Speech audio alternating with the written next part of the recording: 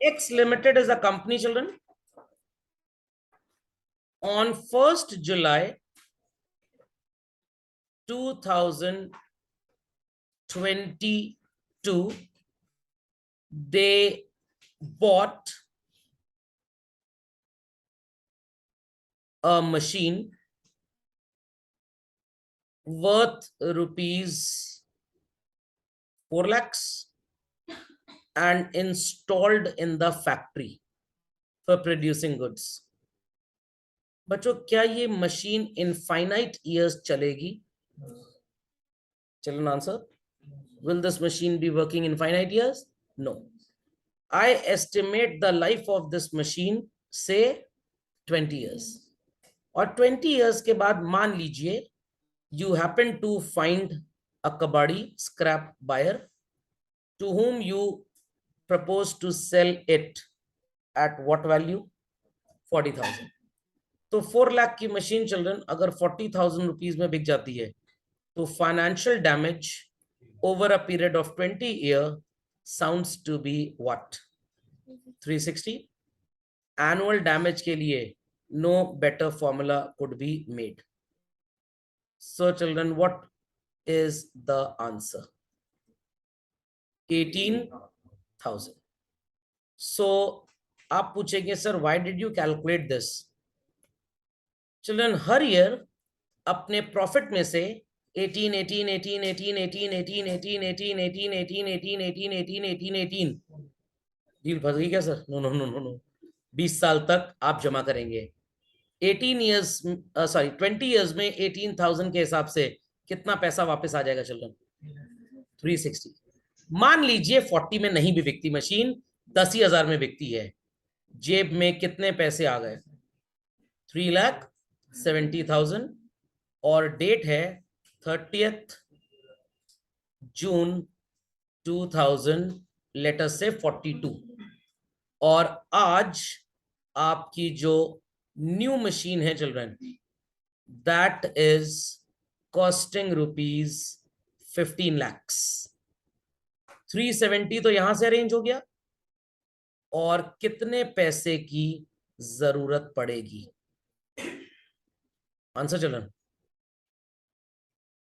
और कितने पैसे की जरूरत पड़ेगी? 11,30,000। Had there been no calculation done on this date, क्या आप ये सेव कर पाते? क्या आपके पास इतने पैसे saving plus selling the old machine के बाद इकट्ठे होते? आपको कितना फाइनेंशियल क्राइसिस हो जाता? अब कितना है? तो this decision saved you from certain hardships, yes or no children? So children, this 18,000 rupee saved every year for the purpose of replacement of asset in future, don't say future or chole bhature, is known as what children? Depreciation. And children, हम इसकी accounting करते हैं। कुछ बच्चे ये भी बोलेंगे sir आपने बोला था मनी मेजरमेंट, मनी मेजरमेंट तो हो गया but there is no movement of money, क्यों हम इसको रिकॉर्ड कर रहे हैं? ताकि हम कल को रिप्लेस करने के लिए कुछ फंड्स इकट्ठे कर पाए।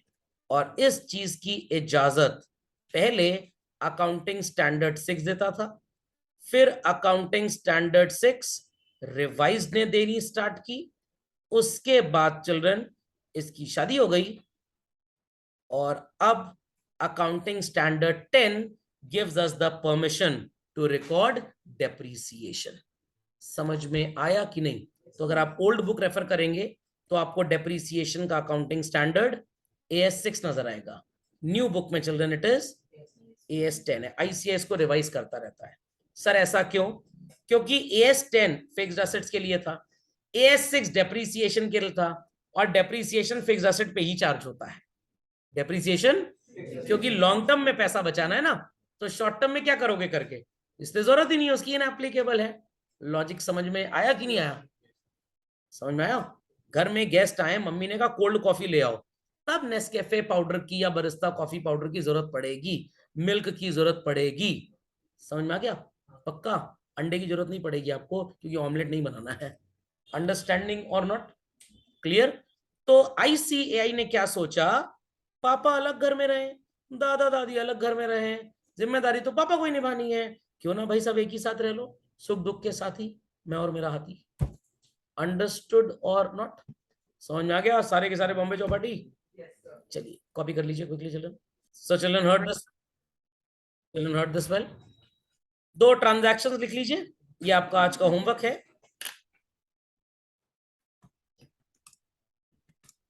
Purchase of machine for rupees 4 lakh, depreciate machine at 9% per annum. I hope so people will be able to do journal entries for this. लोग जर्नल एंट्री कर लेंगे। तो होमवर्क इज दिस कि आप इस ट्रांजैक्शन के बाद 2 जर्नल एंट्री करेंगे और बच्चों 5-5 लाइंस के 2 लेजर अकाउंट बनाइएगा। What would be their name, that we would discuss in the next class. Be quick, be quick, be quick.